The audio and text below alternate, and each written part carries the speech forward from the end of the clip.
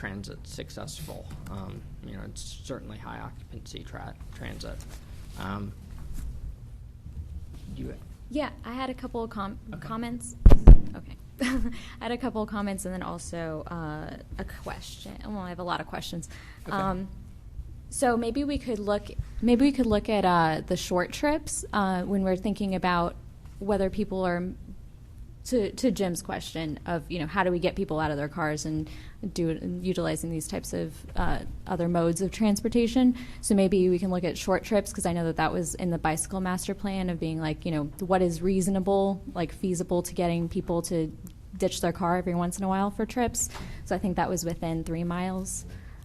So we can maybe look at that and get some numbers as to what case studies of that actually happening in other cities, which I don't think would be too hard.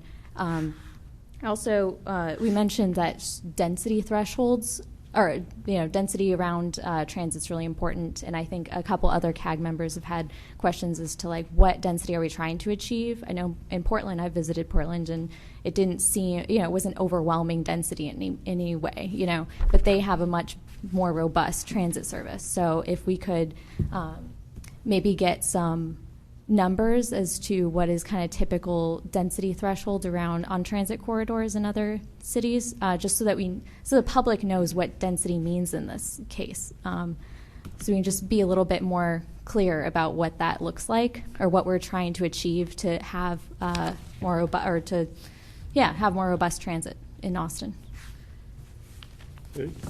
Thank you. I think we have the thresholds in the paper. I can't remember them off the top of my head. Caitlin might know. Not to put you on the spot.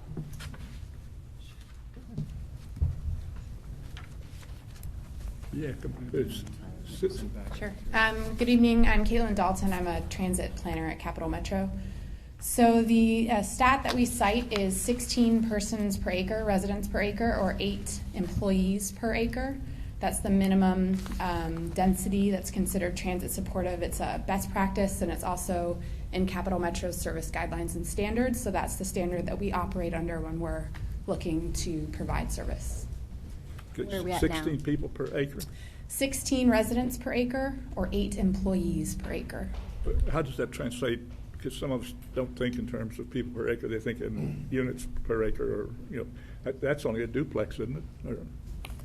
Hey, Dan, what's the answer? It's pretty low, I think. Yeah, I would think that's pretty low. Sure. I would say it's probably about 10. Agree.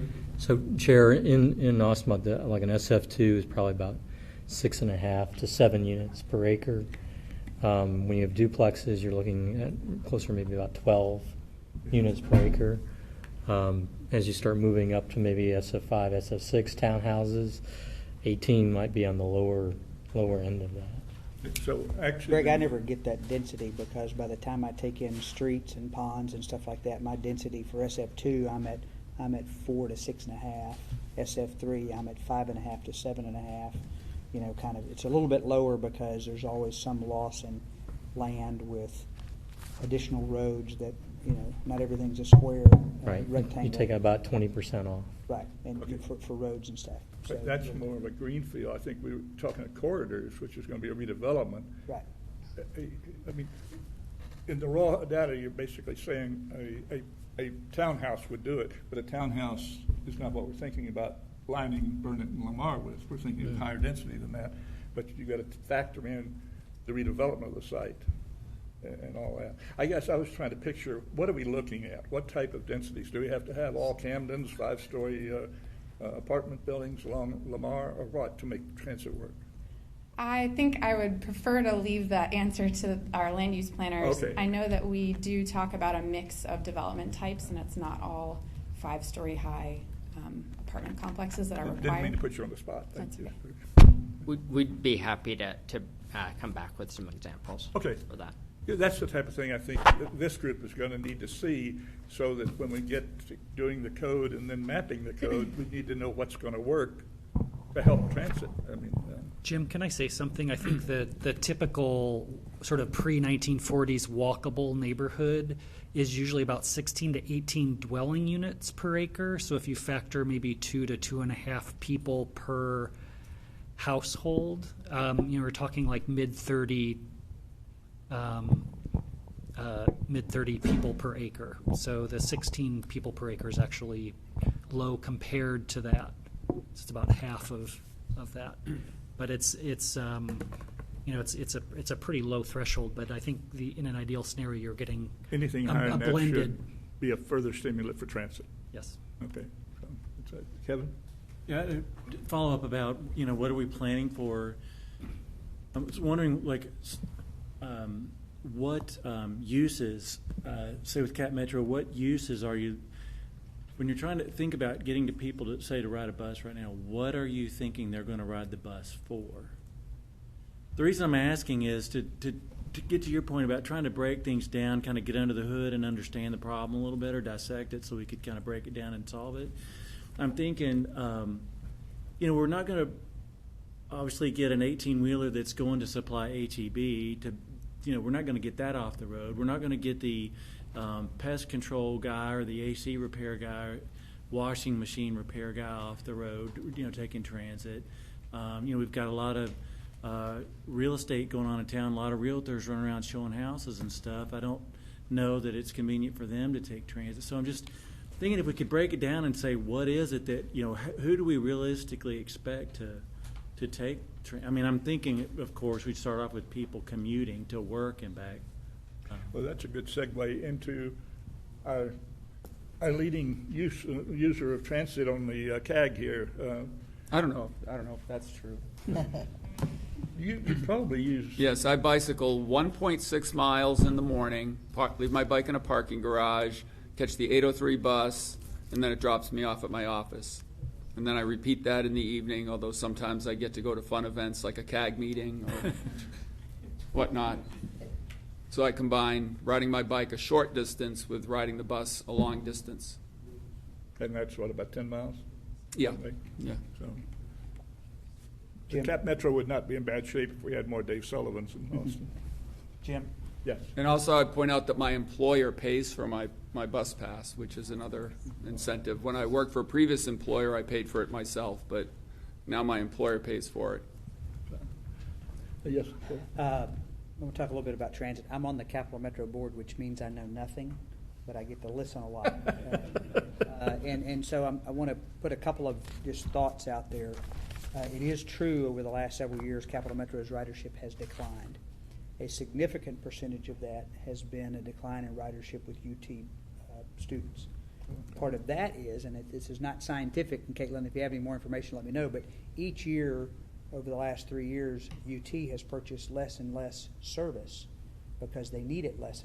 First of all, they have budgetary concerns too, but they're purchasing less, but a greater and greater percentage of their students are living in West Campus, so they don't need it as much. Those people walk and ride bikes. So that is accounted for a significant percentage, Caitlin.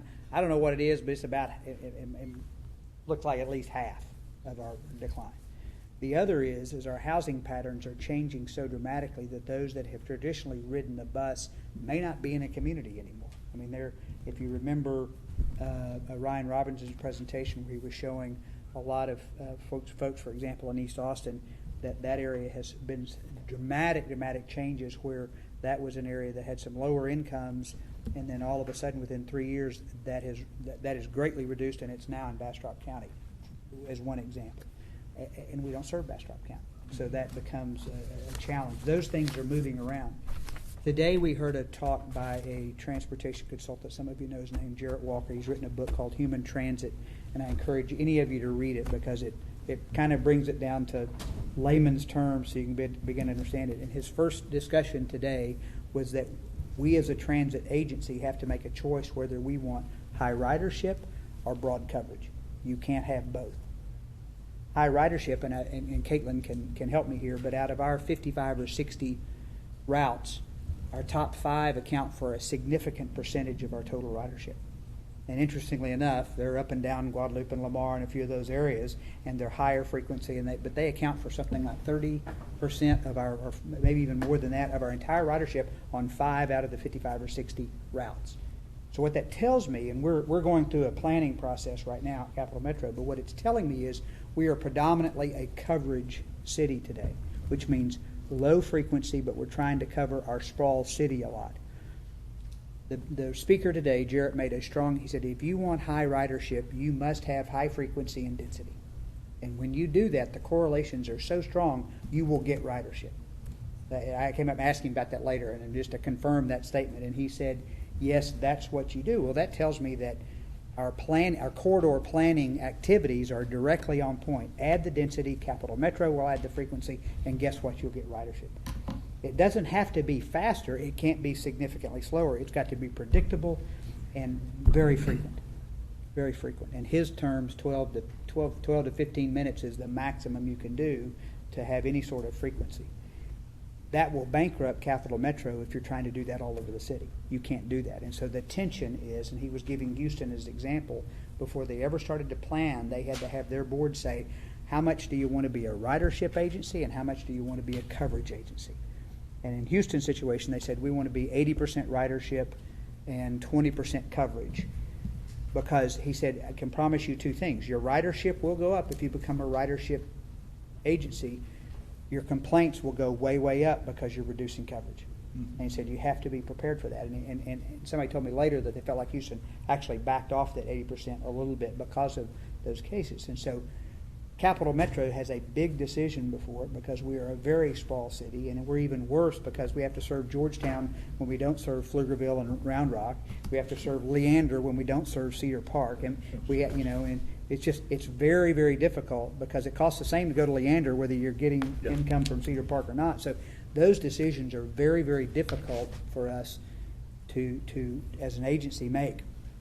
And there's going to be a lot of tension because there's a lot of people. We're also pushing our lower income folks to the outskirts, which would tend to say we need a coverage model, which means we're not going to have a lot. We're not going to do a lot to help people move around in the core of our city because we won't have any money.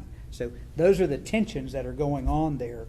But I did walk away and say the corridor plan is a must because it does have density. It does have, and that's an area where we're planning on high frequency, which means we'll get high ridership there. So anyway, those are the difficult decisions. And quite frankly, from Capital Metro, and this is purely my opinion on all this stuff, so don't go say Capital Metro said, this is just dumb Terry saying this. But we're struggling financially. We're in great financial shape, but we're struggling because we are trying to cover so much, we don't have any capacity to say, hey, let's go throw some more money at this. If we're going to start throwing money at increases in ridership, some place is going to have to give. And so we're going to figure out where that is. Anyway, that's... Thank you. If you want to add anything to that, feel free, but I'm giving the top-end perspective. No.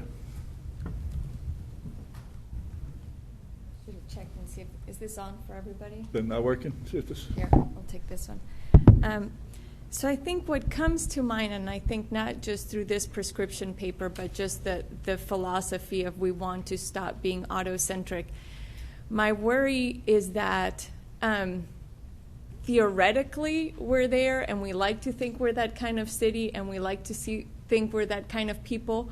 But I think when you look at our car ownership rates in Austin, and they're significantly higher than most other cities, the fact that we're not riding public transport, the fact that our current connectivity is poor as far as sidewalk infrastructure and bike lanes, and we're talking about reducing parking, and in my mind, I feel like we're getting ahead of where the community's at.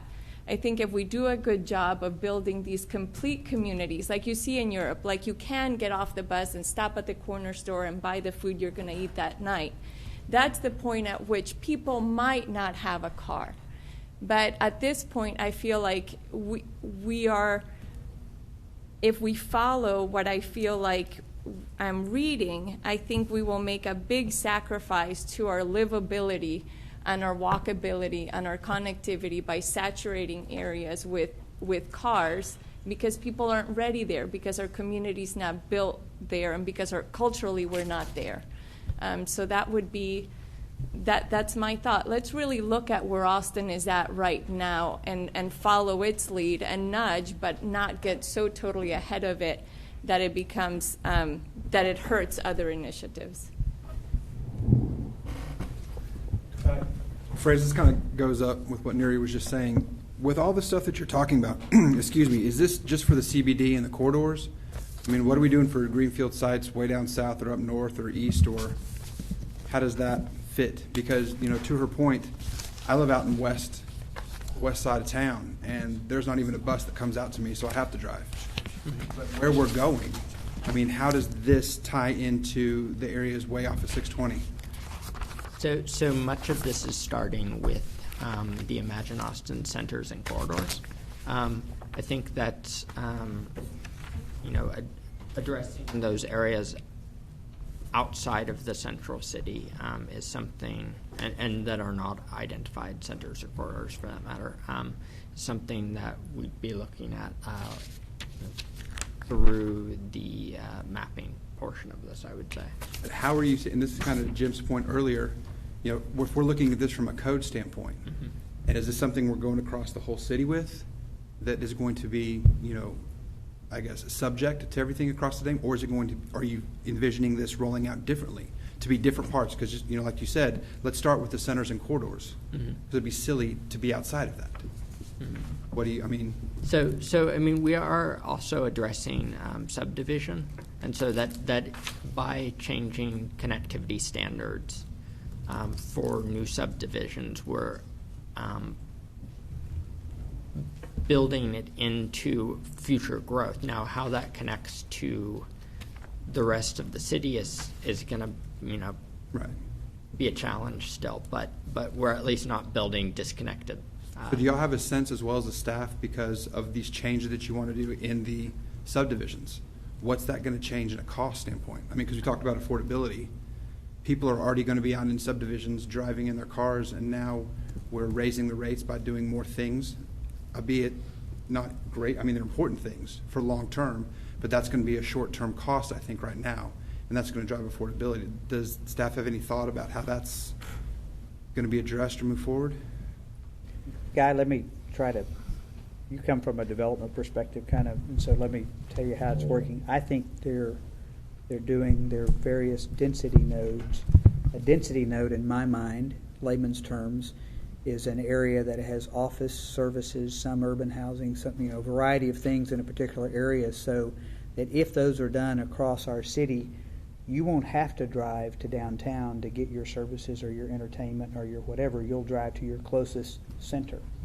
In other words, if you live out by the Domain now, chances are you eat a lot more at the Domain now than you did driving downtown. Does that make sense? 100%. And so that's the first step. The planning is our greatest tool to reduce the obligation. This is my opinion, but greatest tool we have to reduce the pressure on our urban core is by dispersing those services and jobs over time. I don't think we're going to get people out of downtown and say go move, but as you grow, be very intentional, like the Domain or other places where you're now creating these areas where people don't have to come downtown. I was on a plane this weekend, and there was a gentleman sitting next to me. He's from Austin. He's an attorney. His law firm used to be downtown. They have moved to Bee Cave, and so he walks to work. And he said it's so great because where I used to have an hour commute, now it's, you know, every now and then, a couple times a week, I've got to go downtown for a meeting, but the rest of the time I walk to work. I've got a 2-minute commute. It's because that area, he offices at the Galleria, has become somewhat of a density node. May not have all the elements there, I'm not familiar with it, but I think that's where it begins. Well, yeah, I mean, that's attitude with, like Nuri was talking about, when Right. people want that and can see that. Well, but But how many people use the public transportation have those options? Over time, this isn't. Yeah, and this over isn't- time, agreed. You're not going to flip it over time, but if you plan for that, then it's going to happen. And then, from Capital Metro's standpoint, from density node to density node, we know that high frequency will work then. So over time, and probably not you and me, it's probably our children, will have the option to go to that density node and get on a frequent transit alternative, whether that's bus, rail, or whatever, and go to some other place if they want. But I think it starts with the planning and sort of disperses those uses a little bit around. That's how I envision what this plan is all about. And Chair, if I may? If I may, Chair? Yeah. Thank you. To address that, one of the things that we're exploring through actual code standards is the reinvention of the subdivision standards that will address block length and connectivity as a way to get that connective tissues to our corridors and centers that have the ability to sustain mass transit infrastructure at this time as we build the system out, and be able to provide those options that over time we can extend those lines to those density nodes where we can increase the availability of density along some of those areas that are now suburban and will eventually turn into a transitional context over time. But the infrastructure is not there right now to sustain that, because you have a sprawling land development pattern that is not conducive to maintaining long-term those mass transit options. So at this time, we need to connect the system first and have the basic building blocks that over time will provide that connectivity. I think one thing that guys, no time for which one size does not fit all. And we are a very diverse community in a lot of reasons. And, you know, you talk about connectivity. I know that one of the foundation principles of new urbanism is pretty much square blocks, you know, return to the connectivity. That doesn't work on Cat Mountain or in our western part of the community. I mean, you know, connectivity is, you can't get a lot of it there. So we just have to come up with solutions that everybody, I mean, all parts of town, not just the central city. It's a good discussion. How about you, Roger? I wasn't raising my hand. Didn't mean to put you on the spot, but I know you live out west too. So, well, I live in Terrytown, so it's a little bit different. But you know, I think I see how all of this fits. I mean, I don't question it. I understand Guy's concern about the areas that are far out.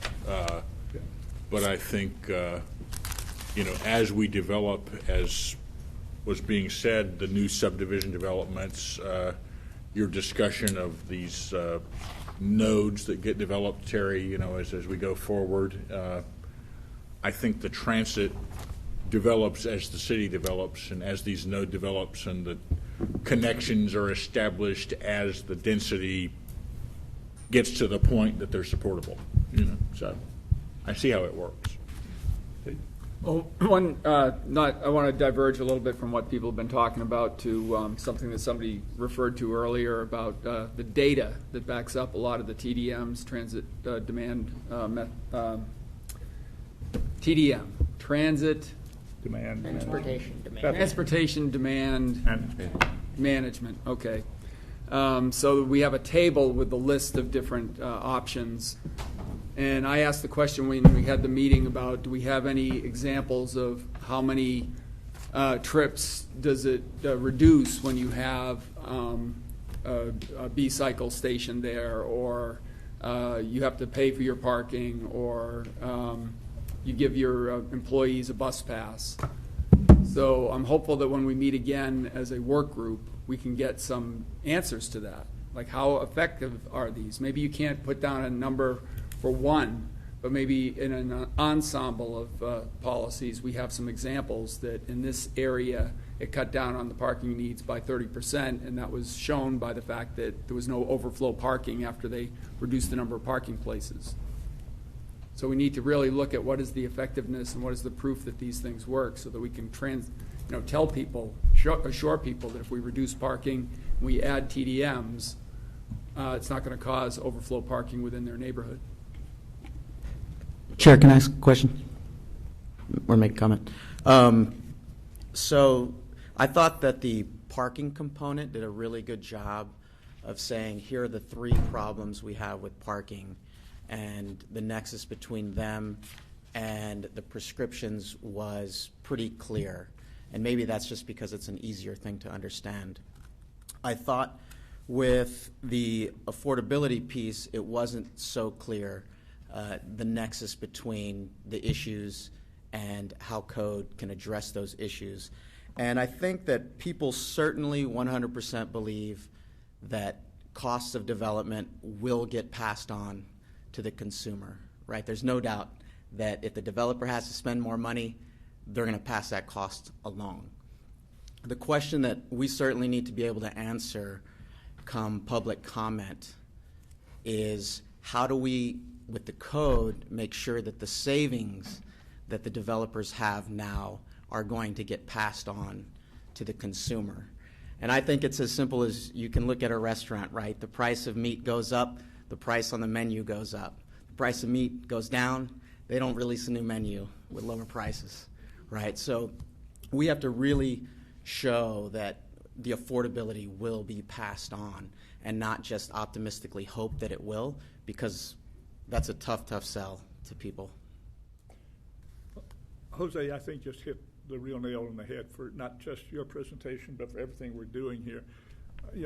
I've seen developers come in and give me more density, and you're going to get affordability. You don't get more affordability just by giving more density, because developers don't leave money on the table. All right, they're not going to reduce the price when the market has a certain price, and I'll defer to Terry on all of this. He's in the business. It's the same thing on reducing parking. I mean, if we assume we're going to reduce parking and you're going to reduce the cost of it, no, they're just going to fill up that space with more development. Okay, they're going to fill it. We have to have some type of provision that ensures the affordability factor stays with it. All right, we tried that on density bonuses, and it hasn't worked as well as we had hoped. We need to improve those pieces that can ensure we're going to get more affordable housing, more affordable mobility, affordability. Otherwise, our taxes are going to go up and our prices are going to go up. We're going to be behind the ball. Yes, Dave. Right. One point that I made after the sound check was that when we showed parking being reduced and then the price point for the units coming down because there was more making more use of the same amount of land, I had commented that, well, instead of just showing how the price point's coming down, which is very, very, very important, we also ought to show that if we reduce the parking, we could increase the green space. So it should be two things. It should be an obvious, something that's obvious to the public that they're getting something back, as well as providing a lower price. And of course, we could always tie this to a density bonus, as far as the way we deal with it to ensure the affordability. And yes, Maria. And I'm sorry, I felt like I cut you off by raising my hand. No, I was just going to agree. The only objective to doing some of these things is not affordability. I mean, that's an honorable. Reducing parking needs to be done probably anyhow, because our parking standards are of the past. Okay, we need to do something that fits today's mobility standards. Does biking? Very few codes require people to have facilities for bicyclists, but we still, affordability is a theme running through everything we do here, and we're going to have to do that. Go ahead, Nuria. When we were talking about the affordability piece on its own, transportation, I think like with all these papers, they're always interrelated. But there were several studies that talked about how when you increase transportation options in certain neighborhoods, it raises property values, and it's been shown to displace people who ride out of necessity, and replaces them with choice riders that can pay those higher properties costs, and then ridership goes down. Is there anything so it basically spoke about proactively maintaining the affordable housing stock and ensuring there was affordability required within high areas that have a lot of options for transit. Is there something like that the code is planning for to ensure that we don't replace necessity riders for choice riders? And I think if we look at East Riverside and the redevelopment there, we probably have our own example of how that works. And maybe I didn't explain it clearly because I see baffled looks. Trying to make a connection of how the code itself cannot mandate that a particular ownership style be mandated through code standard. We can offer choices in terms of the building types and the entitlements that could be offered through a particular zoning classification. But that's a trade-off discussion that as a community we need to have, and how we tie it into a density bonus program that can offer true community benefits. And that's something that when you start to analyze the base district entitlements and how much the market can sustain, and be able to calibrate adequately what could be the density bonus piece to be able to extract those community benefits to really start having an impact not only on affordable housing options, but open space, green infrastructure, pedestrian amenities, so on. But to mandate a particular even price point or even try to couple the code standards with trying to mandate a particular type of occupancy levels, that's something that needs to be further studied. And maybe, so I think what basically it was in the affordability prescription, it said in order to have higher density next to transit stations, we'd want to give more entitlements in those areas to promote more density. But I think what these research studies showed in other cities where they didn't require the affordability was that you actually lost ridership rather than increased ridership. So I guess I'm wondering, is the plan to be even more aggressive around transit stations, or to be at least as aggressive around transit stations than other parts of town to make sure you maintain and keep the affordability? And one of the things we want to do as we start rolling out the mapping approach is to identify those areas where not only the existing mass transit infrastructure is located, but where we can incentivize it through those density bonus programs. So that if we're able to see that we can sustain an entitlement base of, I'm just throwing out a number, 4 stories, for example, that maybe the base entitlements or an overly simplistic approach would be a 3-story entitlement. Mm-hmm. And the actual full entitlement would be at the 4 stories if that property owner would take advantage of the density bonus program, which would offer the community benefits. But that's something that's got to be calibrated carefully as to whether or not we would be able to get a realistic project off the ground based on the standards that we're starting to evaluate.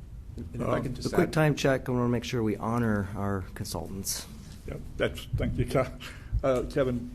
Yeah, just a quick comment to kind of follow up, I think, on what Nuria was just saying, and this is on affordability and mobility.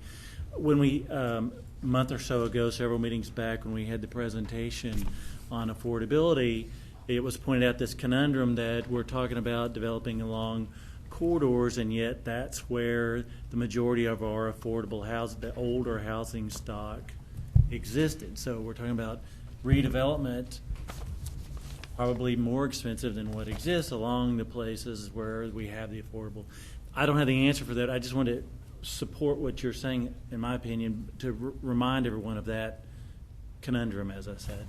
We've got our consultant team here. I would like to thank you, Francis, compliment you on your report. I've already told him this, but I particularly like the graphics in here. It's all relevant. I mean, it's very interesting. I learned a lot just going through and looking at the picture book, but that's probably my level of...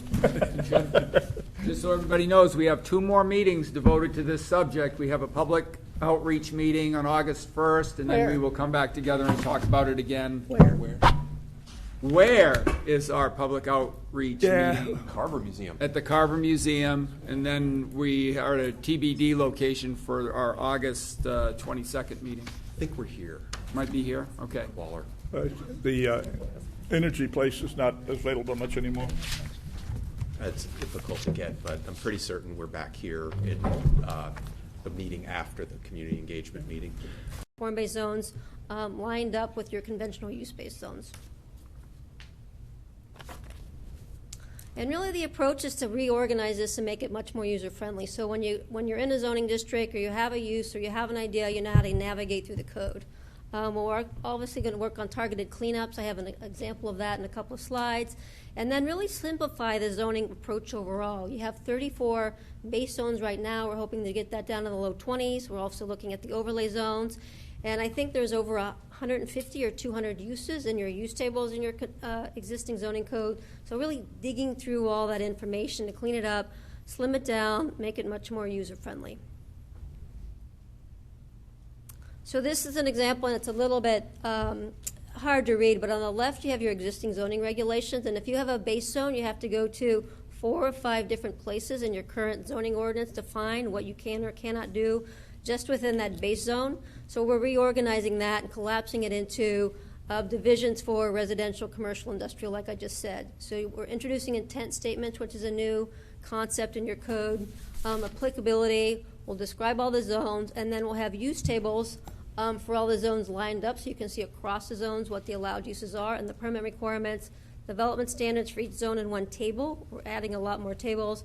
And then if there's any miscellaneous footnotes, which we're trying to limit, but there's a lot of exceptions in your code. So you'll see some of those exceptions pulled forward still in these footnotes.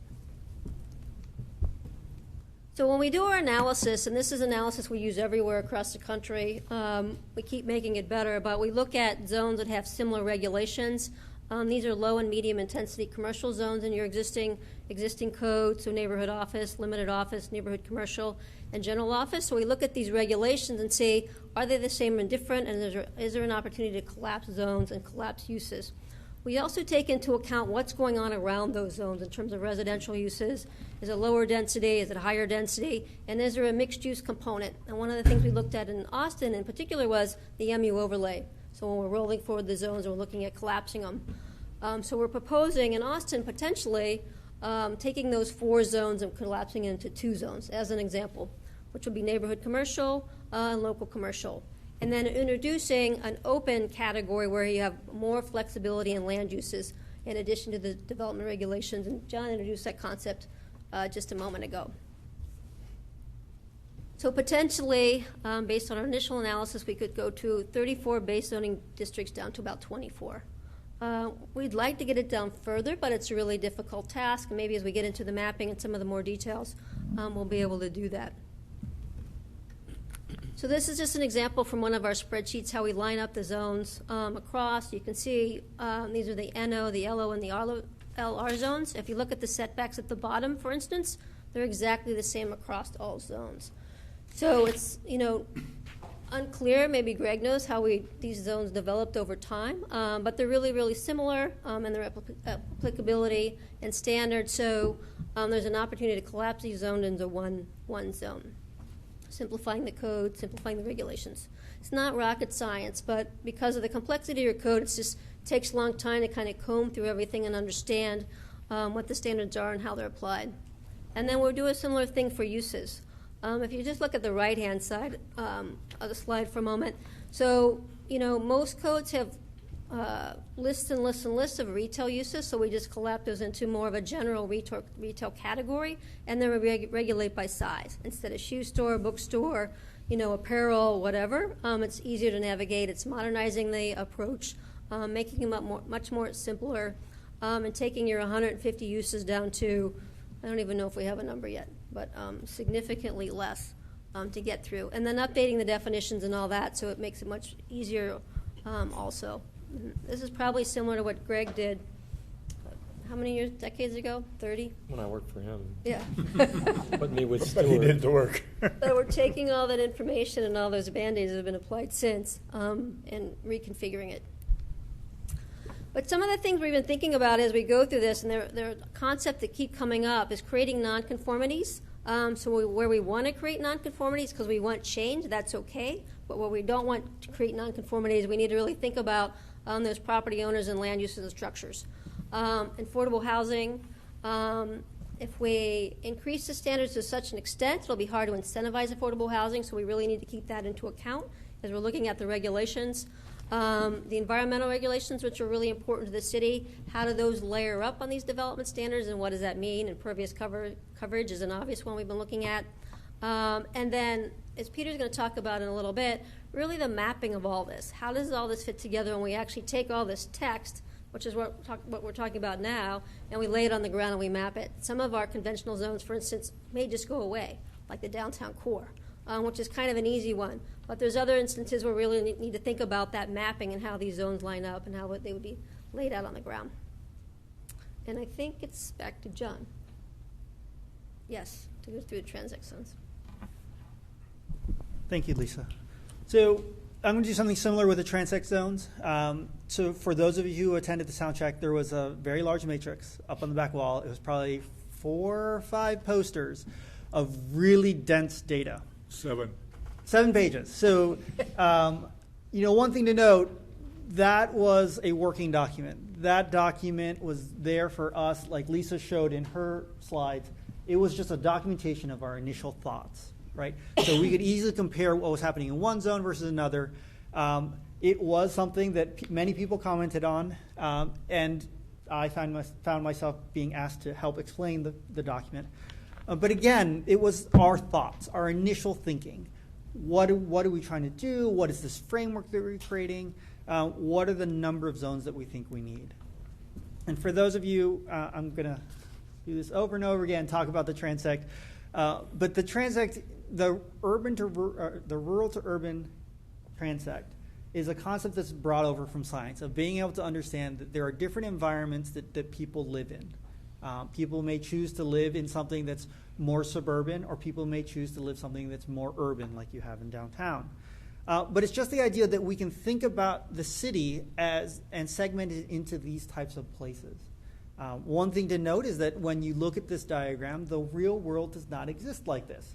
You do not always get a transition between what is a T3 intensity through a T4 to a T5. Sometimes you end up with T3 next to T5. Sometimes you end up with some odd juxtapositions. But it is just a helpful way of thinking about zoning and the type of place that you're trying to create.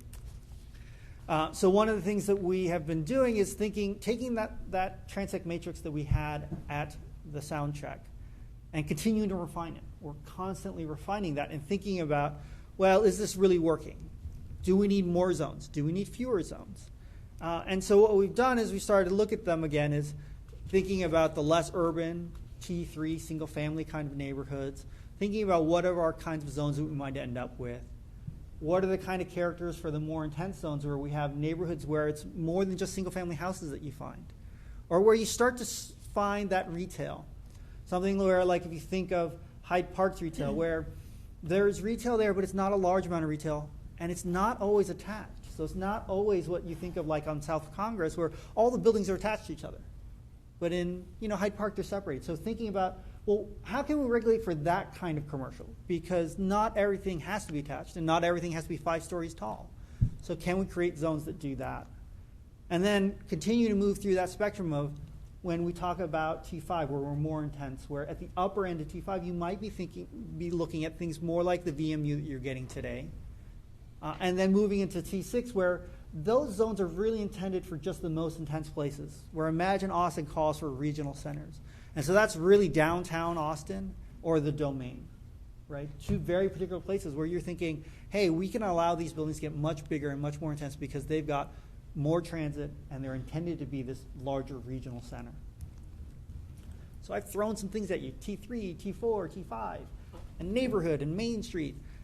And one of the things we want to do is just talk a little bit about what we're thinking about when you get that name thrown at you. So the T number is really just talking about where on that spectrum are we?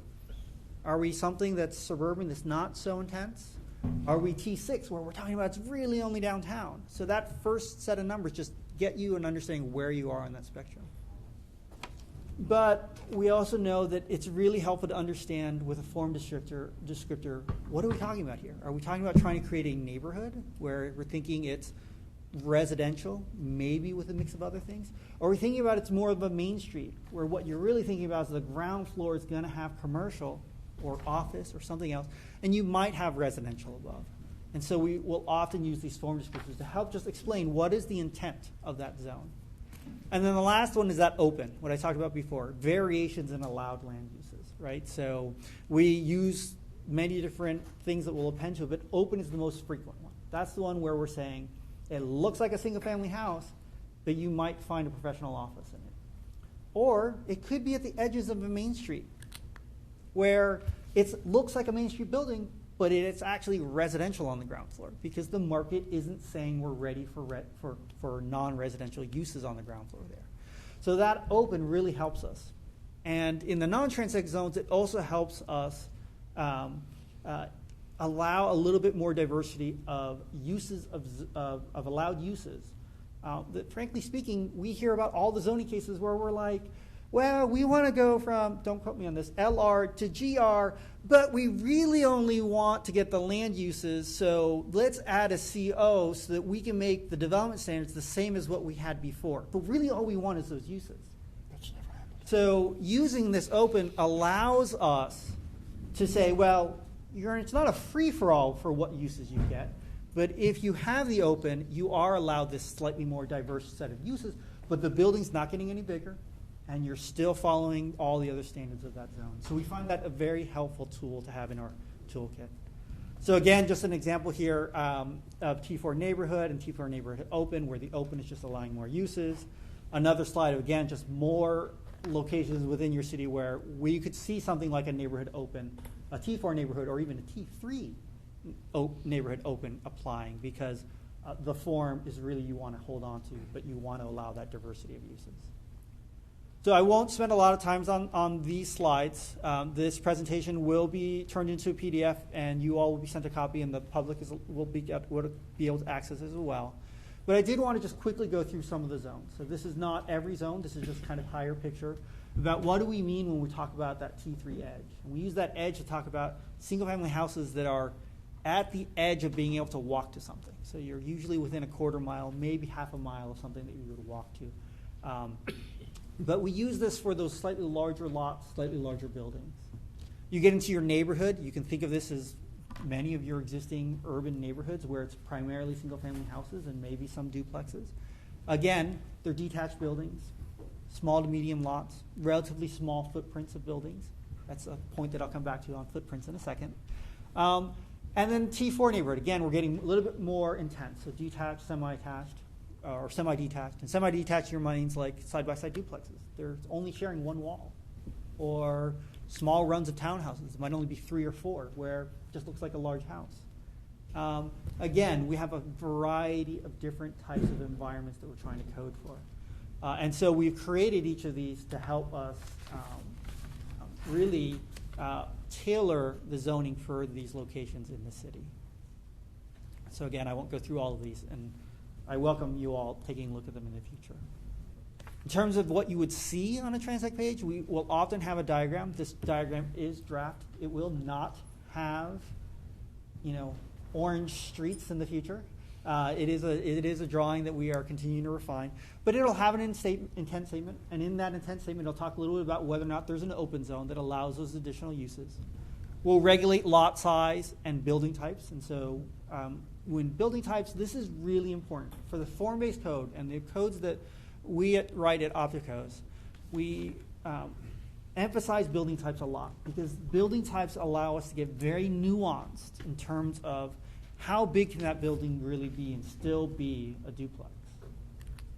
How big or how small does that building need to be considered a carriage house or an ADU in the vernacular in Austin? So each zone will allow a range of building types, but they will also, in particular, talk a lot about how big can that building be in terms of how big does it look when you see just the footprint of that building on the ground. We have all the same kind of standards that you'll find in non-transect zones or in Euclidean zoning today. We have building setbacks. So where is the building located on the lot? One key difference is that we will often have a minimum. So how far, what's the minimum distance you have to be back? But also sometimes a maximum. Like how far back can you, we limit how far you can go back. And in particular, that happens in the main streets. If you think of most of your main streets, most of your buildings are right at the back of a sidewalk. Sometimes they might have a little forecourt. Sometimes they might have a little bit of space between them and the sidewalk. But generally, they're within 0 feet of the back of the sidewalk and about 5, maybe 8 in some of your neighborhoods. So we will do that to help make sure that as buildings come in, they're respecting the character that's found within that context. And that can apply both in the more urban residential neighborhoods and in the main street and downtowns. We also regulate building height, and we regulate a whole series of other things. So land uses, just like the non-transect zones. We will have a land use table. In some cases in the open zones, it may be a little less restrictive than some of your current zones. We'll deal with encroachments, what's your parking, your impervious cover, what's the open space that you're required to provide, whether it's private or common, and we'll deal with signage. So we try to bring the vast majority of all the things that you would need to look at in the code into one place. You may need to go to other places in the code to get more details. So for parking, like how big exactly is that parking space have to be? Yes, you'll have to go somewhere else. But in the zone, you'll be able to know for what the vast majority of users do in that zone, what are my parking requirements? What kind of signage am I allowed? And kind of as a transition to the discussion that Peter will lead on mapping is, understand that the new code will pull together all these form-based standards in the transect zones, or it'll bring together all of your non-transect zone standards and clean them up to one place. But you still need to assign parcels one of these tools, or many of these tools. And so with that, what I'd like to do is introduce Peter Park, who's going to be talking a little bit about approaches used in other communities for mapping. How's everybody doing? You want to just stand? Can we all just stand up a little bit? You know, they say sitting is the new smoking. So we gotta stretch a little. I'm not going to be very long, but it's kind of that time of the evening, right? Okay. If you want to stay up, that's fine, because I totally understand. So I would like to share with you some thoughts about mapping, share with you some approaches to mapping, but I would like to start with a few clarifications, maybe, because when we talk about codes and we talk about planning and we talk about plans and we talk about mapping, there's a lot of things that get intermingled there, you know? So when someone says, oh, they're rezoning this, what does that actually mean? Yeah, so I just as a starting point, especially as we launch into discussion on mapping, right? The first is we have adopted plans and we have the zoning code, the land development code. They're not the same thing, right? A lot of times people describe, the media sometimes describes this as the city's new plan. No, it's not a new plan. It's a new proposed code. There's a big difference. The second, you have the zoning text and you have the zoning map. And they aren't the same thing either, right? The text is the language. A lot of the things that John and Lisa just described to you of how the new text would be created. But then you have actually the zoning map, which is, you know, where those zone districts get applied geographically. And the third key concept that we want to emphasize is the difference between a legislative mapping and a by application mapping process. Now, a great deal of what you do is by application. That is, a developer asks for rezoning a piece of property from the existing zoning to some new zone. But by action of your legislative body, you can rezone the city, right? And I make this point because I can tell you when I started in Denver, I had a city council that didn't realize that they could legislatively rezone, right? Just to give you a point of reference, where we started from and where we got. I had city council folks who would call me and complain, why did this project get a permit? I don't remember it getting a rezoning. And I said, well, it didn't need a rezoning. What do you mean? How could they get a permit? Because not every parcel needs to be rezoned in order to do a development. But in Denver, because there was such a heavy practice of rezoning major new development, there were actually folks who believed that the only way you could build something is you actually had to get a rezoning for a property. Okay? I just set that for context because Denver's a city that we updated the code, we updated the map. That was our starting point, right? And so I do think it is worthwhile for us to always sort of remember the distinction between plans and the zoning code, the distinction of the zoning text and the zoning map, and it's particularly important relative to this conversation tonight. And this idea about legislatively mapping versus responding to an application for a rezoning. So there are basically four approaches to mapping that we'd like to discuss. The first is you have a new code and you basically use the existing boundaries. You don't move any of the lines, right? So it's oftentimes in cities where this is done, there's this master translation table, right? This zone district used to be that, became this. And I think when you did a major rezoning, the last major rezoning, a lot of it was that. Back in 1985, that's correct. We Right. had a translation table. Yeah. So it wasn't really moving the lines, right? It's sort of if you could sort of imagine a paint by numbers, right? You know, and if you think of Andy Warhol, right? And so you have different colors, but you're not moving any of the lines, okay? The second approach is you adopt the code, right, the text, but you don't do anything with the map. It's like potential energy, right? You've got the new code, but you haven't committed it anywhere on the ground.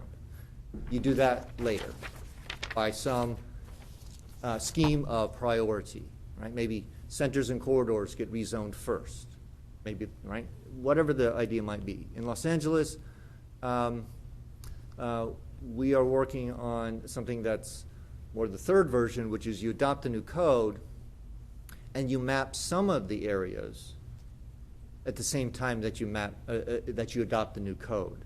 So it isn't just theoretical that your new code; it's actually being applied to new places. So in Los Angeles, they're working on an update of their downtown plan, and the idea is that the new code format, the new system of the code, will be rolled out when with the adoption of the new plan. And so they will actually map the new zone districts in downtown that align with their update of their plan, right? But for the rest of the city, we're still working on how that's going to roll out, okay? And then the fourth is what we did in Denver, which is adopting a new code and adopting a map for the whole city at the same time, on the same night or day or whenever it ends up being.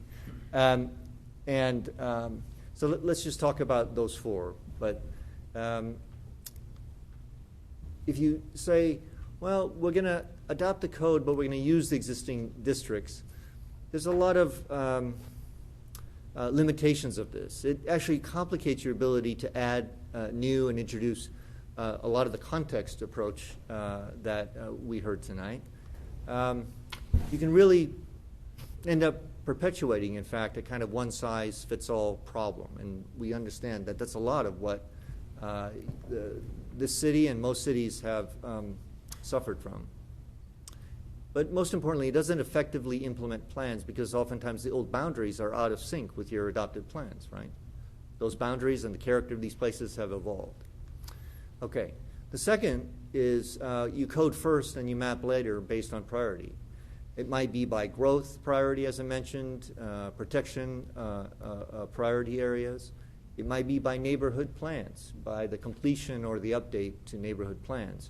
I think Cincinnati is operating this way, right? So they might have, I think they adopted some of the new zone districts initially, 4, and then they will map as the various neighborhood plans get updated, right?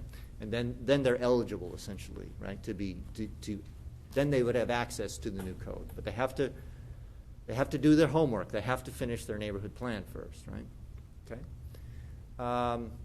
If you have the new code available, right, you can make it available by application, right? So on those sites that someone is applying, at least you've got a new system from which applicants could request a rezoning. Pros and cons. I don't know if it's a good thing or a bad thing, but it could be less conflict because it doesn't really affect anyone, right? You didn't map it. It could help drive completion and creation of new plans, however. In other words, you create demand, but it's like get your homework done, then you can go outside, right? And then you get to use the new code. But the downside is that it would delay implementation, and it can break the momentum. I mean, we've been at this for a couple of years now, so it can erode support for the new code, could increase the risk of sort of just continuing with old practice, right? It's kind of too much, yeah, it's new code, but let's just stick with the way we do things, and we've done things for decades because that's what we know, right? So it doesn't really maybe get you the purchase that you want. And then there's adopting a new code and map some areas based on priority. So again, this might be by growth or protection of priority areas, by neighborhood plans, could be by application. The positive side of doing this is that if you map some of the areas with your new code, you're rolling it out. You have some real demonstration. You have some pilot, essentially, that people can more clearly understand and hopefully gain greater commitment to applying the code more widely. And you could keep momentum going while also simultaneously allowing you to refine the code as you go. Right? You haven't applied it everywhere yet. It's sort of a moderate approach, and what we learn as we go through on the mapping, there might be some simultaneous language adjustments. And it allows more time for the community to adjust to a new system. Right? And then there's the all-in new code, new map simultaneously. It's probably the most effective way to implement your plans the soonest. Right? You get there when you adopt it. People understand and commit to it more widely. If you're going to get it adopted, that will be the evidence. And it allows you to keep momentum going and allow for simultaneous language requirements. But it is the most significant commitment of resources and time. Right? That's just the reality. It is the heavier lift of all of them. But it's possible to do. I'm just saying. We did it in Denver, and we were starting from a place that was even further away from where you are in your sophistication on zoning in this city. So just as in terms of guidance, I mean, we have Imagine Austin. You have a growth concept idea. In Denver, the analogy is our blueprint Denver, and we have an idea of what we call areas of stability and areas of change. So the areas in red are downtown corridors, transit corridors, former industrial areas, greenfield sites, areas of the city that were never developed. Those are the highest priority for new growth, for development, and the city is growing significantly. Areas of stability are primarily residential neighborhoods that are mature. That doesn't mean no change, area of stability. It's sort of an unfortunate combination of terms, but area of stability just means if there's change, it's in character with what's already there. So it's setting a priority to maintaining the context of what's already there. So like what we were proposing in Austin, context really matters. This is, in fact, what we found in Denver, what people, and in LA, what people care about more than anything else. We've taught them to argue about density and argue about parking ratios and argue about all kinds of stuff, but when it really comes down to it, it is the character of the buildings and how they relate to the sites, and the sort of mismatch of things coming into neighborhoods, as well as and not really having a strong linkage between the transportation modes and how development and density occurs. So in Denver, we had a very similar approach to what we're proposing here, looking at the most urban parts of residential neighborhoods, for example, built on a street grid with alleys, to the suburban parts of the city. And we had, like you have, this problem of a one-size-fits-all. So in Denver, what we describe as the transect zones of the T1, T2, T3, so forth. In Denver, we basically identified 6 core contexts, as we call them. So suburban, urban edge, and urban are the parts of the city that are primarily residential and primarily single-family residential. Right? So a lot of the neighborhood character analysis that you find that was done for Austin lines up with this sort of distinction. The bottom 3, general urban, urban center, and downtown contexts, are primarily mixed use. Now, the general urban context in this case is primarily residential, but more intensive residential, multi-unit residential. And the urban center and downtown could be more residential or more commercial or whatever it might be. But we basically evolved 6 contexts that organize the zoning code in Denver. So I'm just going to give you an example of how this played out and then end with some description, a summary of some of the outcomes that happened there. So if you had an idea about where you wanted areas that you wanted to protect and areas that you want to prioritize for growth, you have some ideas about mobility and about future transportation, you have environmental priorities. These are all things that are embodied in plans, typically, as well as some description of form and use and intensity. So here's an example. This is a site on the left side where you can see a mature or a proposed new development area, and that's sort of triangular site. A major arterial leading to downtown, a light rail transit line, I-25, and you can see that to the right and to the top of the image, these are mature, established residential neighborhoods. And on that site today, it is basically big box and service parking lots, right? But there's a new light rail station that's there. We did a plan for the site with the developer, with the neighborhood. The plan focused on high-quality streets and walkable fine-grained blocks, and it focused on the public spaces around which would create value and create centers for new development. So the plan was established up front. When we went to rezone this site, this diagram actually shows you, if you see, it says Alameda Station, and it says 5 to 14 floors. When we adopted the plan, and it's just a recommendation, it recommended 5 to 14 stories that would transition to lower heights as you moved to the east, as you met the neighborhood. So on Broadway, you see 2 to 5 stories. And when we rezoned this site, the neighborhood had participated in the plan. We had strong support for the plan. But as the new code evolved, people really understood how simple this code worked. They had a very clear understanding how the new zoning tools would protect them. And in fact, the neighborhood, and this is unusual in Denver, the neighborhood actually advocated for more height and more density on this site because they understood that the new Main Street zone districts were going to do a very good job of protecting their neighborhood. And so they actually supported zoning it to, I think, 16 stories, a little bit taller. But it's, I can just tell you that in this neighborhood, it's really unusual that folks in the neighborhood would support more density on a developer site, all right? But they understood that with greater density near the station, that would probably make the site perform better in terms of the kind of amenities that would be available to them, walkable, from their neighborhood.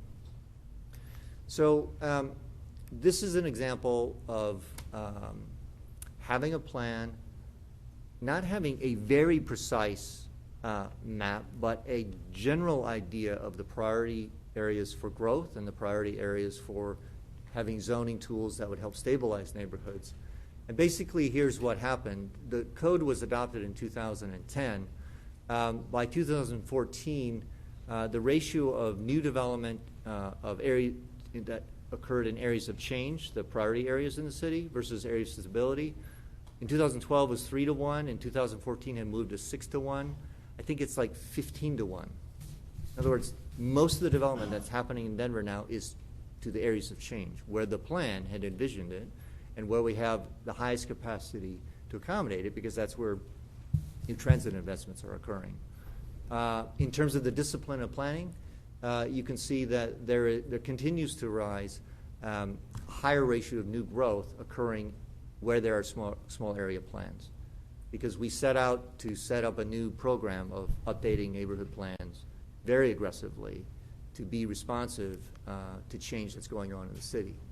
In terms of streamlining the development process, you can see in 2001 there were a lot of plan unit developments and something called waivers and conditions, which is just a form of overlay essentially. And you can see how they significantly dropped by 2014 as a means of doing development, as a practice, right? In terms of rezonings by type, you see this overall drop. Look in 2002 on this. You can see how many were waivers and conditions in PUDs versus just a standard rezoning from an existing zone district. In other words, blue and red on here represents a custom site-specific zoning, custom-tailored zoning, right? And you can see in later years that Denver's gotten out of that kind of negotiated on a side-by-side, which makes the enforcement of the code much better and much more reliable. So overall, there are many fewer rezonings in Denver. And in fact, when you look here, the blue shows you new code to new code, or old code to new code. We rezoned about 80-some% of the city when we remapped it. About 20% of the city were PUDs or waived in condition sites, those site-specific ones. The majority of rezonings that have happened since 2010 are going primarily to the new code. And a lot of sites are going from the old zoning to the new zone districts because they just work better for everybody. So we did want to talk a little bit about our next steps. In future presentations, we'd love to come back and talk to you about these topics. They're not in order of presentation, but they are just a list of the type of topics. So we'd like to get more into building types with you and let you all have a comfort level with understanding how we're approaching building types and what kind of standards we're looking at for those. We'd love to talk to you more about the subdivision changes that we're thinking of, approaches to consolidation and cleaning up the land uses. Compatibility, always a hot topic. And we'd love to be able to come back to you with more definitive discussion on mapping. The 2 trips that we know that are on the books currently is we'll be back here for your August 22nd trip, for your August 22nd meeting, and we'll be here for your October 24th meeting as well. And then just as the overall schedule for the public review draft, we are still on schedule for January 17th release of the public review draft. And it is anticipated with that release that there will be a whole series of presentations that will discuss the code part by part, so that you all can see it all as a whole, but then get to know each individual part, much like you're doing with these prescription papers, understanding how all the parts really go together. And again, because this is the endeavor that we're going under is thinking about reorganizing and rethinking so many things. We still believe it is best to think about it all as a whole and all together at one time. So that's what we'll be looking to do in January and February. Those presentations may go on until March as well, but at least our intent right now is to have a series of rollout presentations in January and February. And I think with that, I'll leave it to question and answers if you all have any that you'd like to raise with us now. Well, first of all, let me thank you all. As one of, 3 of us that have been here for 3 years. I've been waiting 3 years for this presentation, so so thank you. The rest of you newbies don't. Anyhow, I'm sure we got lots of questions. We've got 35 minutes left.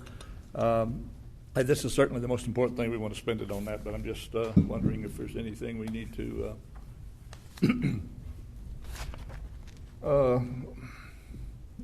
2 committees have very short comments on updates. We have both the affordability group, which I guess is just you now, Terry. Oh, Nuria came in, yes. Mandy and Liz were here. Sorry. We're coming back, so don't go away. And Ellie, is there anything that you all need to? Yeah, we were going to go sit up there and actually go through our report. Okay. We want to use these guys while they're here. Just telling you that's what we were on schedule for. Okay. On the affordability, what Mandy had said in her email was to just make sure that if you haven't already provided comments on in the Google Doc, do I need to resend that out? Would you like me to do that? Okay, I'll send that out tomorrow. Okay. Okay, well, let's have some questions here, and then we've got 30 minutes. So let me just start by saying I thought that was a fantastic presentation. You covered a lot of things I think we've needed to hear for a long time. I don't want to take a lot of time. There's a lot of things that you described, which I know I, as a resident and a planner, want to see, which wouldn't necessarily be in the transect zones. I'm talking about live work. You can incorporate that in some of our non-transect zones. And probably the best feature of form-based coding, in my opinion, I've said this before to our group, is the transect, is the transitional. There's almost something that forces you to be sensitive to what's next door and keeps you from doing a lot of spot zoning or 20-story buildings next to duplexes. I don't want to lose that either, even though I think you've now given us some perspective. You said something else. Form-based coding is not an upzoning, and I'm not sure. I think at some future time we've adopted at least 2 form-based codes in this town: East Riverside and Gateway. Was there upzoning inherent in what the council has done? North Vernon Gateway. Right. And there was upzoning that did occur with those. I'm not sure if it necessarily had to occur, but okay.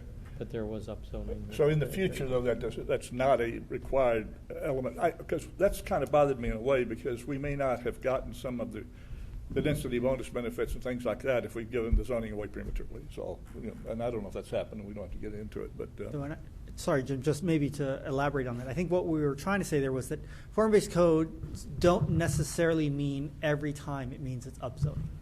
In actual fact, many of our codes, at least a third to half of the zones are used more for the maintain. So as I described and went through the code and I talked about the maintain, it's more about saying we want better tools so that as people do proposals in our neighborhoods or in our community, that they are in character with our community.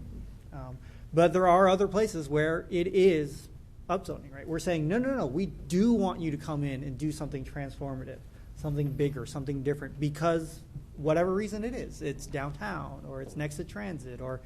But that's a planning question, yes. Not a zoning question, right? It is a planning and then eventually a mapping question, because we will give you tools that, depending on how they're used, one zone may maintain what's essentially there today, and one may upzone it a lot. And so it starts to get to a plan and mapping. If you've got the plan, you got the zoning, you want it to become that. What I'm concerned about, this is Texas, we don't have inclusionary zoning. We have to use that as an incentive to do it. Mm-hmm. And if you give it away, you've got no incentive. So we lose that.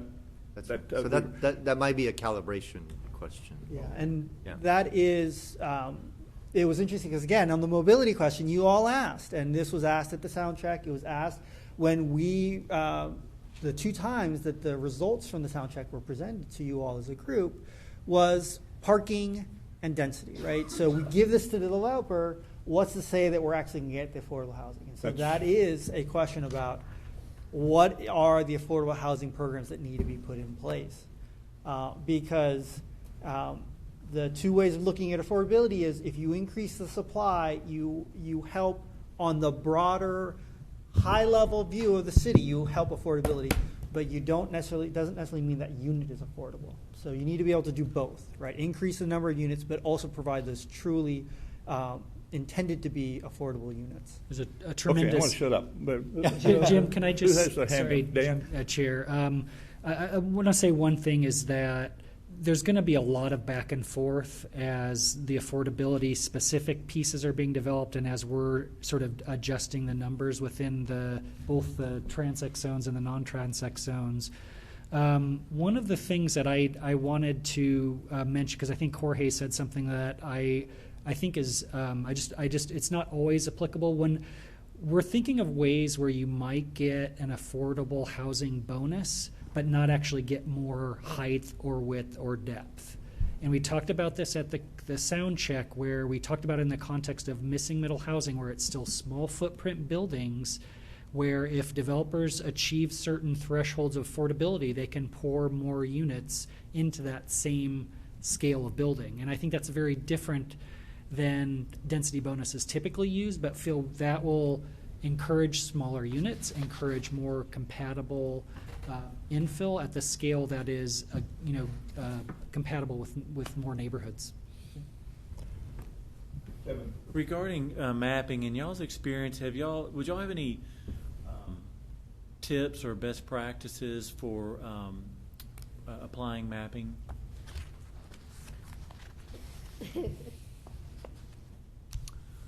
Well, I can tell you that this is a question that's more political than it's technical, just to be honest. Because of those four versions that we described, it's possible to remap the whole city alongside adopting the new code. And as we said, it's the quickest way to get to the result that you want to get to. I'm sorry, I may have used the wrong terminology. I apologize. The application. So we've got this new. So we're working on T2 blank plus blank. The application of that to our existing parcels. That's what I meant versus. Okay. It is. Okay. You're right. Okay. Yeah. Okay. Exactly. Over 86 code? what Dave just asked of the 86 code, break. We did. You don't want to do it the way we did it in 86. We did two things, and these two things, you supplement this, because the only thing I remember is, number one, we let the city clerk advise us to send a notice to everybody in town. And I think that was 180 parcels and cost us $1 million. But the worst part of it was that when people get a letter, they think something's happening, and it excites them. And we got more, but the other thing we did wrong, we allowed, was it 12 months or 18 months for you to either proceed under either code, the existing or the new one, thinking that would, be a good transition period. And it was administratively very difficult. You remember that? What else did we do wrong? I don't know if you do it wrong. We did have a translation table that took the existing zoning and it sent out to each individual about 4 pages, and it showed what district you were in and what district you would go to, and then it had new districts. We didn't have a CBD or DMU, the downtown mixed use, or the central business district zoning, and so it created some new districts, and there were a few minor rezonings that occurred, but for the most part they did not. We did send out thousands and thousands and thousands of notices. After that, we did have 2 codes. They did operate for 1 year and 2 months, and the property owner could not mix and match. They had to choose which one, and it was extremely painful to administer for people to understand. And if you had building permits that were in process, you didn't know necessarily which one you're going through, because right after you got done, we had some people that immediately filed to remodel under the new code. So that was very painful. The land development code that Jim basically was over, that condensed all the documents, and that made life a lot simpler, I think. We had a stack of documents went floor to the ceiling, not this ceiling, but a standard ceiling, and went up again. And our task was not so much to change, it was just to consolidate code. We had a very general, is Fred Lewis here, disposition table that kind of just spoke to generally what happened on those different sections of the code. So I think doing it all at once, I think, was helpful for people to understand very quickly, implement it. Doing the overlap of a year and a couple months was very confusing and painful, because you're literally looking at 2 sets of zoning maps, 2 sets of codes, and then trying to explain why your neighbors are going under one and why you're doing the other. It was very difficult to explain. So, Nuria? So first of all, thank you. I think we're all so excited to have you here, and I just wish we had like 6 hours to just ask you a million questions. But I loved hearing the detail when you were talking about collapsing zoning categories, that you brought it to our zoning chart and sort of so we could get a clear idea of what that meant for us. And I would love to have more of those opportunities, because I feel like I understand the theory, but I keep going back to our own development standards, our own zoning categories. So having said that, knowing that the plan is to do a full unveiling of the code all at one time, I'm wondering if in those next 2 visits that we have on the schedule, we still have quite a few months before the code comes out, and I'm sure everything's still fluid. There are transects, like say T3, that people are sort of like on pins and needles, like, that is likely what's at the heart of the anxiety. I mean, there are a lot of anxieties, but I'd say T3 is a big chunk of that. Could you come here one of those visits and be like, this is where we were at the sound check with T3, and this is sort of where we're at now. And we can anchor our discussions on those figures and those numbers and those concepts and the shape of that building and how that sits on that lot. Like, I would love that opportunity. I think it's a great idea, and I think especially when we, in one of our next visits, start to talk about the role of building types within the transect zones, then we can talk about like we have multiple T3 zones, and which types are allowed in each of those zones, and how they're similar or how they're different, and what some initial thoughts might be in that translation. And obviously, those are all works in progress, but yeah, I think it's a good idea, and the intent is to continue to sort of feed you that information as the thoughts evolve in the code writing. Be great. I think that might get to Kevin's question too about how we're specifically applying things, like more at a fine grain level on the ground. So as we come back with more detail or the next couple of trips, we can kind of explain that, or work through that with you sort of more and more. And since Lisa, Kevin, I think one thing I would say is that, and Peter mentioned this, and I thought that was a really great point, is it's about really careful consideration, sort of lot by lot. I mean, there's the same time and commitment that went into the community character manual and understanding the different types of places and their characteristics and creating all the maps needs to be put into the actual mapping of the new zoning districts. So it's a very just a very thoughtful process, and it's very important. Yeah, a translation table will work for the conventional or existing zones to a large extent, maybe not completely, but when we come to the new form-based zones, it'll have to be a different process. Just for your information, Nuria is our member from the Planning Commission, so she's going to get 2 whacks at you, okay? Then it's positive. I just thought of one other thing, Greg. The code that was done in '86 was really prepared before Austin started growing. I don't know if you remember that. We didn't write that code. We inherited it. It had pretty much been drafted. We implemented it.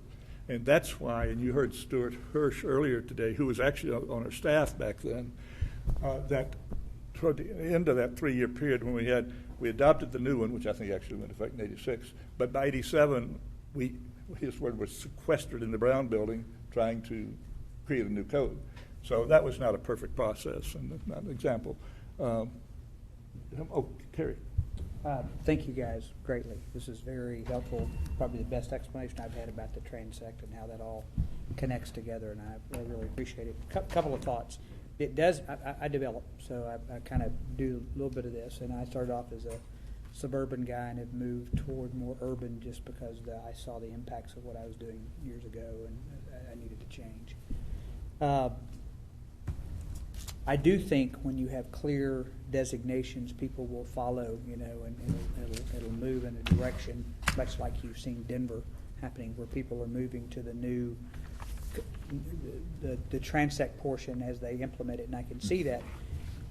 I have a question, though. Austin, and as we talk about various issues and try to explain why affordability is such a challenge, one, we're a high-growth area, but two, we have, you've heard that statistic that we have the highest percentage of urban jobs of any large city in the country. 29% of our jobs within this 3-mile radius.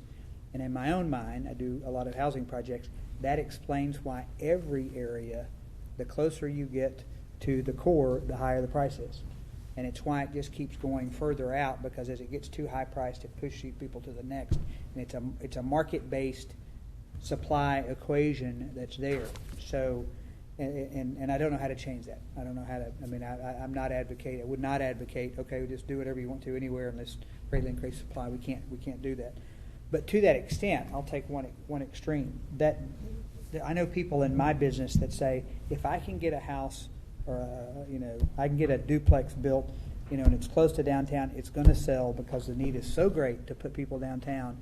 If I can sell a $500,000 duplex, that's cheaper than an $800,000 house, and I'll sell it. And thus far, they've seemed to be pretty right. So as we look at this, is there any analysis going on by the city and or Opticos to say, are we making sure we're thinking about that supply context? For example, there's a dumb example, I know it's not from the map, but if you did one density node and said, okay, here it is, chances are that may not be satisfying that demand for those needs and services, et cetera. And prices will still escalate because we're undersupplying what the market is saying they need, if that makes any sense. And so, is there any analysis going on there? I don't know how to do it. I mean, I'm not trying to anticipate it, but that's in my business. People generally think the closer I can get to the core, the better I'm going to do, because the need is so great. We'll never fix it, and so I'll just go do that. And it frankly changes every neighborhood then. because we're not planning where that should go, if that makes any sense.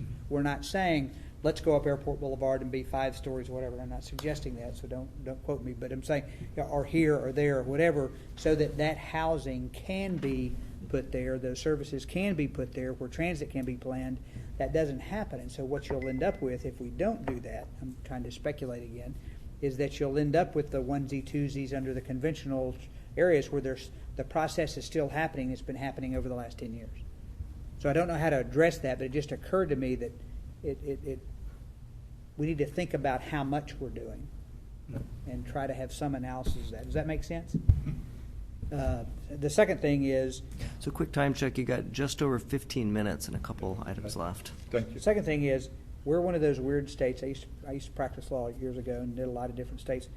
As you know, Texas has no zoning in the ETJ. So, the ability to tell somebody what to do in a outside the city limits is, you have some subdivision regulations, you have some water quality through subdivisions, you have some those sorts of things, but you don't have a lot. And if I go to a small town and start to do something, they generally handle it. Like if I go to Kyle, they won't give you utilities unless they annex you. All right, and so that's their deal. Nope, you want utilities, you got to come get annexed, and then they have the zoning authority and they go through the zoning process. We have not done that, although I think we're more aggressive at our zoning today, our annexations than we have been. But I'm not an expert in that area. But we have a history of large developments occurring outside the city limits, and now when you drive by and it's at these intersections of these 2 major arterials, and it's full of single-family houses on that corner, because it used to be 2 two-lane roads, and you're like, what did we do? And so I don't know how you guys are going to think about addressing that context, whether we as a city are going to make a policy that we're going to be aggressive in our annexation so that this issue doesn't happen. And I realize that comes at a cost. I'm not suggesting that. But how do we address that? Or is that not an issue anymore because we've kind of expanded out so far? I don't know. So those are my comments. Thank you. All right. Ellie, would you and Lauren like to take the last 15 minutes? And Guy. Yeah, we're all going to go up there and just... All right. Thank you all very much. Thank you very much. Look forward to seeing you next month. Question, when could we get that PDF? You'd mentioned the PDF. Paul, I'll send one to Jorge either late tonight or early tomorrow. Yeah. And then Paul will get it out. You're going to put it on the website, but if you could have it sent to all of our members directly, it would be good. Thank you.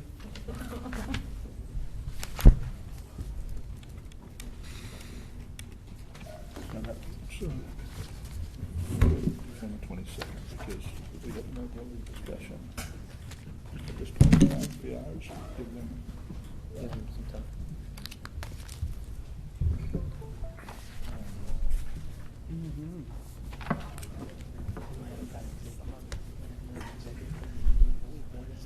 Yeah.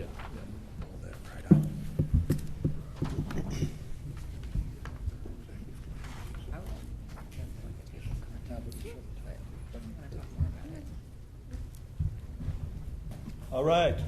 All right, guess what? Go. We finished our report. Yeah. That is exciting. Yeah. So we took comments and feedback that several of y'all gave us after we put out the draft, and we made a few changes, but not a ton of changes.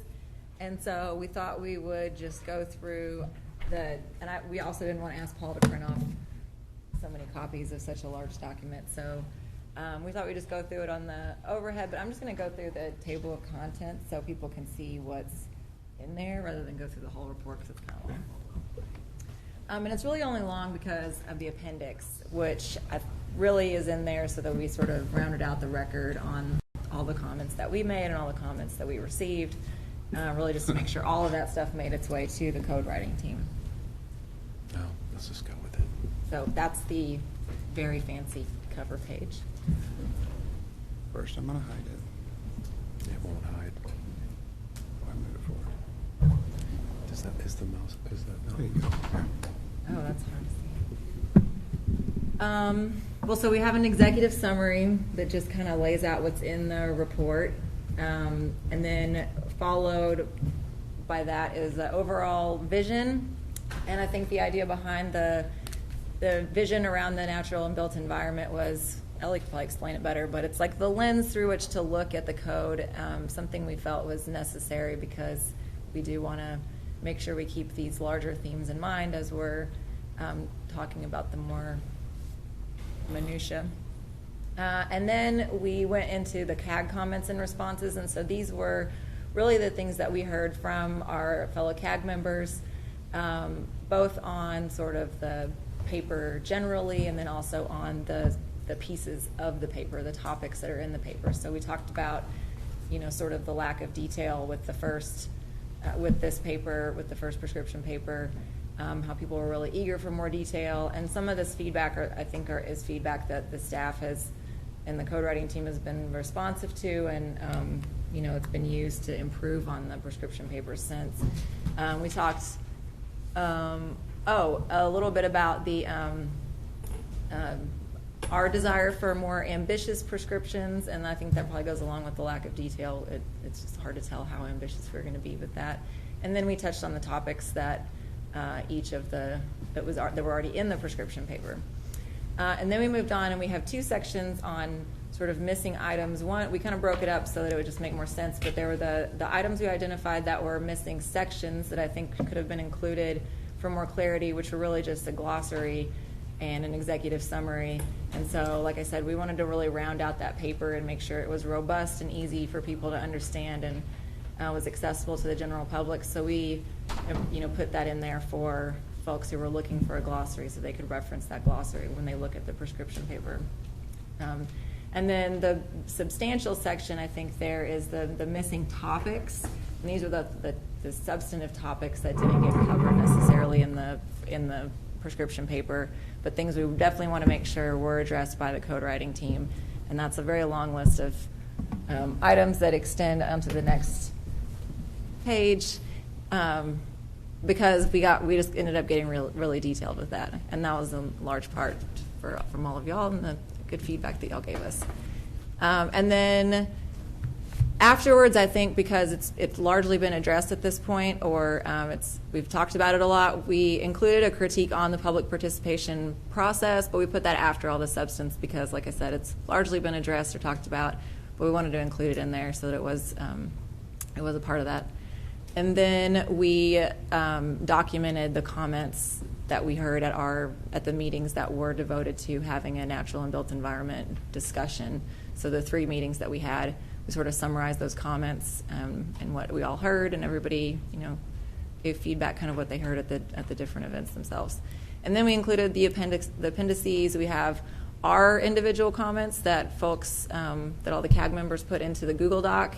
So that's in Appendix A. Appendix B is the glossary that I referenced earlier. It was just too long to put it in the document, so we put it in the appendix. Appendix C is our resolution that we passed as a CAG asking for a public participation or a consultant or assistant doing some public outreach.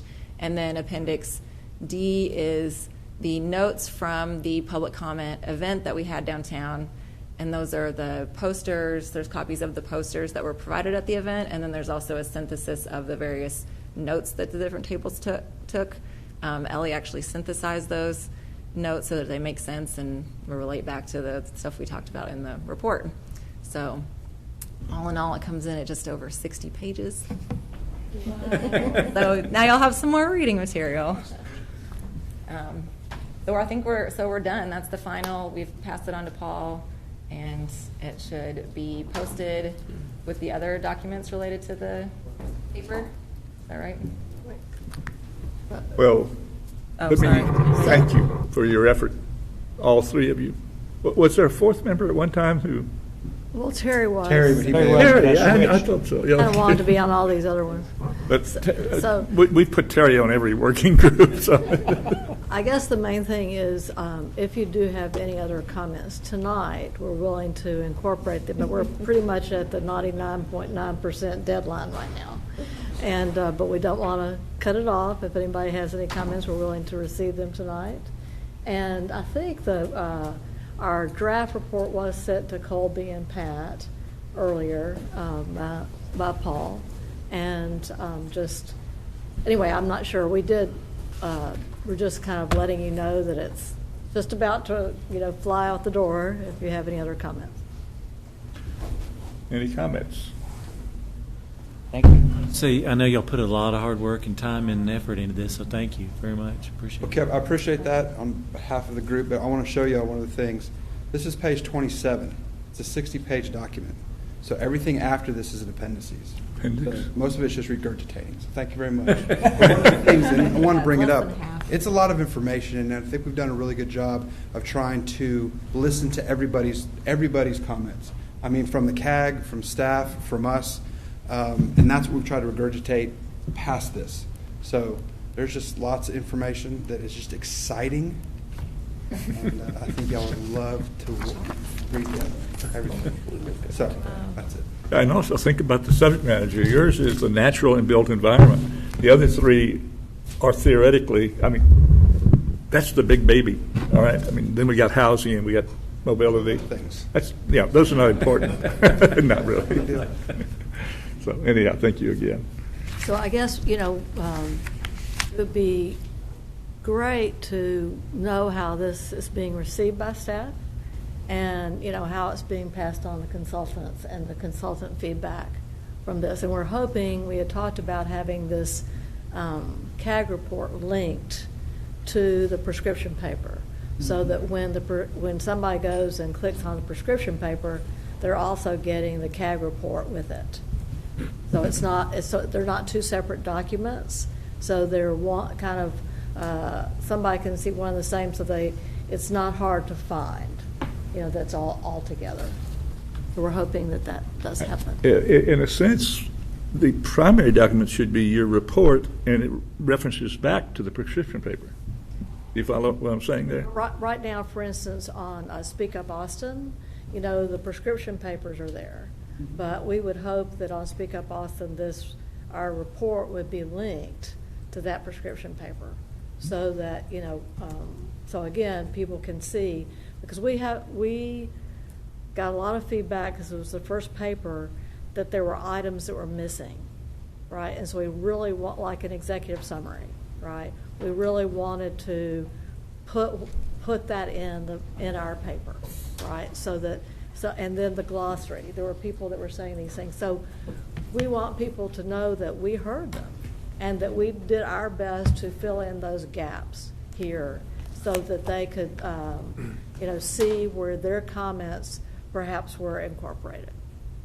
And I think to your point too, it will help inform the discussion as we do kind of go back to that once we've been talking about these other issues that all relate. I think will also help going to council. So you're all going to distribute this? Well, has this paper been presented to council like the housing paper yet? No. Is that being scheduled? No, we have not. Okay. In fact, that's one thing we can talk about. We had talked about in the coming months we're going to have more interaction with council, and right. we talked about how to integrate this as a part of that process because the mayor, you remember I started the last meeting. I wasn't here for that, but the meeting before that when we had the council members and the mayor here, that was one of the things that they wanted to ensure we had good communication over the next 6 months. So, Jim, would this go from the chair to council or from this? I mean, it seems like. You mean for presentation? No, I'm talking about just distribution now. If there's no more comments tonight, it's a PDF. The chair could send it to council. I will. I'll take that into consideration. Talk to Mr. Or Guernsey. staff. I mean, I guess what I'm saying, right now it needs to go to council by some member. Well, council should definitely be aware of the effort because, I mean. Chair. Yes. Let me remind you, it's the Planning Commission recommendation goes to the council, so I would suggest that it go to the Planning Commission. Well, as well. That's a good point. Did the mobility, did the housing affordability presentation go to the Planning Commission first? The order, actually, we went to the City Council work session, and then after that, we did present to Planning Commission. Okay, so it went to both. Yes. You're right, it should go to Planning Commission first. Yes, Planning Commissioner. But just to say that these have been sort of in a briefing format, that it's nothing that gets a positive recommendation from the commission or not. So I would support, I'm glad you brought up the Planning Commission because I do think the commissioners should get it, but I also think there's value in sending it directly to council, since the commission didn't necessarily weigh in one way or the other on these prescription papers. Well, just remember that the city council deals with a lot of stuff. Yeah. Planning commission, I don't have to tell you, deals with planning. Yeah. So I think it's much more effective, personally, trying to influence the planning commission, especially if the city council trusts the planning commission. Otherwise, it's just another bit of minutia. No offense, but they've got 100 different items on their agenda. Only a few of them have to do with planning. Yeah. I guess my hope would be they have staff, that maybe they could read the report, and we don't have staff. No. I'm just saying there's value in everybody getting it, and I do think there will be council offices that will comb through that report. I do. When the council when Mayor and Councilmember Cassar and Councilmember Kitchen met with us, they were saying that the 2 meetings we were going to have with them, the first meeting was going to be the natural and built environment and affordability papers. The second meeting was going to be mobility and physical health papers. So obviously at that point and at that first meeting, we would be, prepared as the working group to present, our report. Right. I didn't remember that with that. Did the mayor and council say that it was going to be to the entire council or to the committee, like the housing affordability presentation? I was just to a committee of the council. The joint meeting? Joint meeting. It would be with the full council. Okay. All right. Well, we're 2 minutes from 9 o'clock. Future items I think we've already discussed. Thank you. Sorry. Thank you. On the meeting of the 22nd, our work plan says CAG discusses mobility. We will also include the consultants coming back for their second presentation. And we'll work on anything else we need to put on that agenda ahead of time. So does anybody have anything to contribute before we go home? Yes, Mr. Hughes. Today is the 100th anniversary of municipal zoning in the city of New York. New York, really? I think today was the day they passed zoning first time in the United States. Is there a bar nearby? Okay, thank you for that. All right, nothing else? Did I hear a motion for adjournment? So moved. All in favor say aye. Aye. So much. Good note to leave.